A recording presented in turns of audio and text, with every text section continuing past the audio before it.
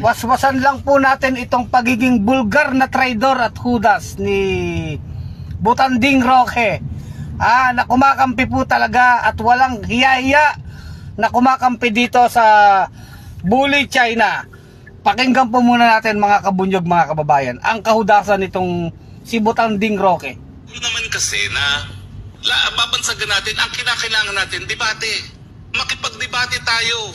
Huwag tayong slogan ni Ring. Ako, umalis ako dyan sa kaliwa dahil wala naman silang pagdebate. Palagi na lang, ibagsak. Tatanong mo bakit?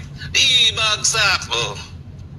Ngayon, ang gusto ng slogan, hate China, hate China. Oh. Diba yan ang... O yan po, narinig natin, ano? Huwag daw tayong gagawa ng slogan laban sa China. Walang yakang Butanding ka. Kung pwede ka lang sipain palabas ng China di ba? Palabas ng Pilipinas papuntang China. Sa ginagawang kawalang yan ng China, kahit slogan ayaw niya. Kasi daw yung mga makakaliwa hate China daw. Ano ba sa akala mo? Ang kailangan mong gagawin dyan, Butanding Roque, yayakapin mo ang China sa ginagawa sa bansang Pilipinas, sa West Philippine Sea. At hindi lang naman yan issue ng mga leftist o makakaliwa. Inaano na naman niya, dinadamay na naman niya dinadaan na naman nila sa issue ng kalikaliwa Ang pinag-uusapan dito, bayan natin na ninanakawan ng teritoryo. At itong sila Roque, ang gusto yatang slogan, love China, love China. Kasi ayaw niya ng hate China, hate China. Wag daw magpapa-slogan ng laban sa China.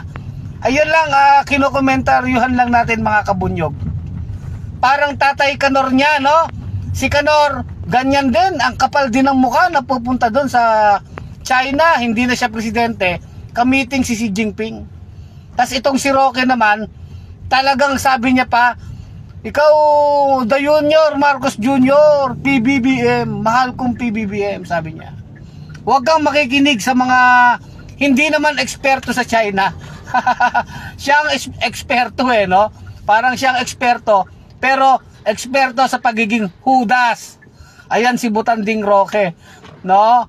Lantaran na po, hindi na lang propaganda yan Lantaran pong pagkampiyan sa China, at kung pwede nga lang sipain yan palabas ng Pilipinas papuntang China ay dapat siguro sipain na yan.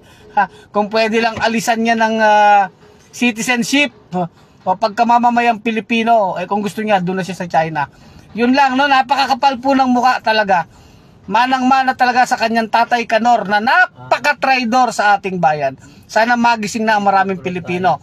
Yang grupo ni Duterte, yang sila Panelo, yang sila Roque, yan po ay mga tagapagtanggol ng bully na walang hiyang China na magnanakaw ng ating teritoryo. Yan lang po ang ating komento mga kabunyog, mga kababayan. Tuloy ang laban. Ito lang ba tayo?